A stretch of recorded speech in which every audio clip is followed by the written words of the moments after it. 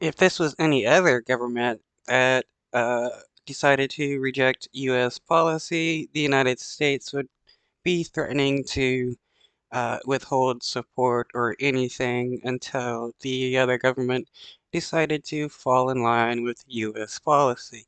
But because it's the Israeli government, they get to do whatever they want. Um, John, so the call with Bibi and the president today was the first since Christmas. Yes. Can you talk a little bit about why the delay, especially because they were talking so frequently over the fall? And then also on Bibi, does the president think a two-state solution is possible with Bibi in the office, given what he's said about it? On the I mean, our government knows that there is not going to be a two-state solution as long as Bibi is in office, knowing that he such an idea, though, because a lot of people in our government are Zionists, they're going to support the Israeli government no matter what. modalities of the call and the frequencies, as I've said before, they will talk as appropriate. This was deemed by both leaders as the best opportunity for yet another call, Colleen, and I have no doubt that there'll be additional calls going forward, clearly.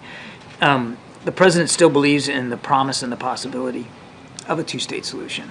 He recognizes that's going to take a lot of hard work. It's going to take a lot of leadership, there in the region particularly, on both sides. Well, if we want a two-state solution, you need to stop giving the Israeli government unlimited amount of funds and weaponry that they use to genocide the Palestinian people. Sides of the issue.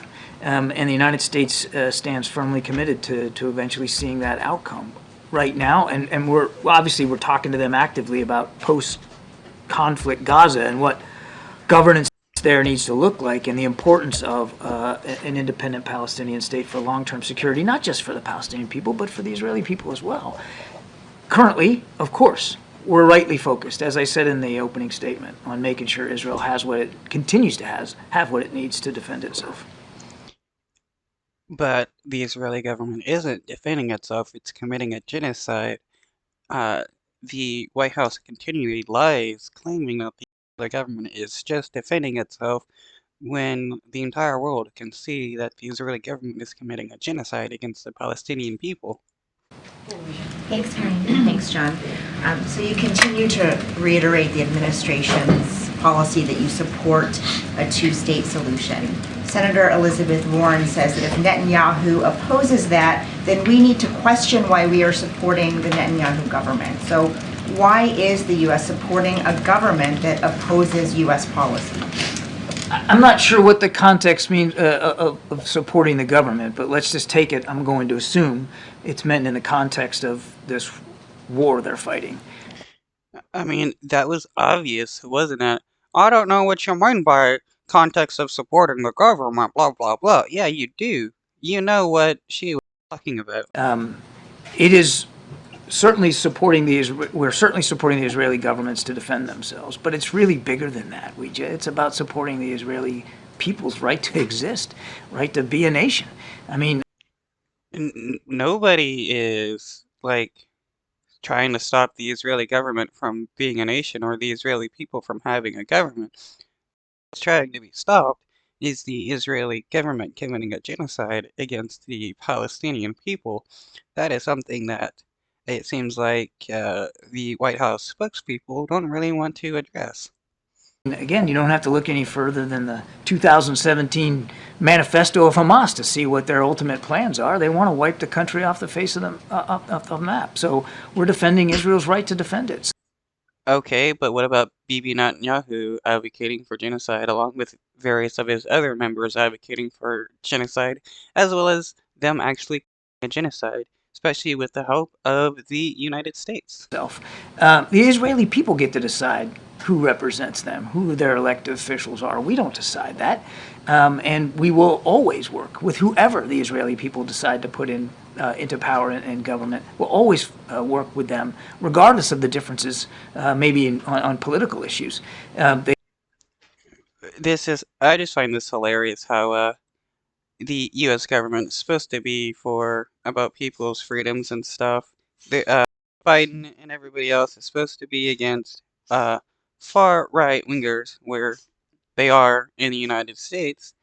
But when it comes to the Israeli government, it's okay to work with fascists that are committing a genocide because it's the Israeli government, and the Zionists are going to support them no matter what.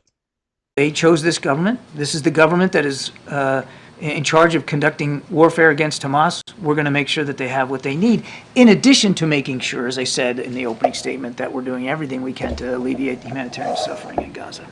Warren, Okay, by alleviating the humanitarian suffering in Gaza, does that mean giving the Israeli more guns, money, and allowing them to commit a genocide and defending them, uh, no matter what they do? Because that is not alleviating suffering whatsoever. That is helping cause suffering.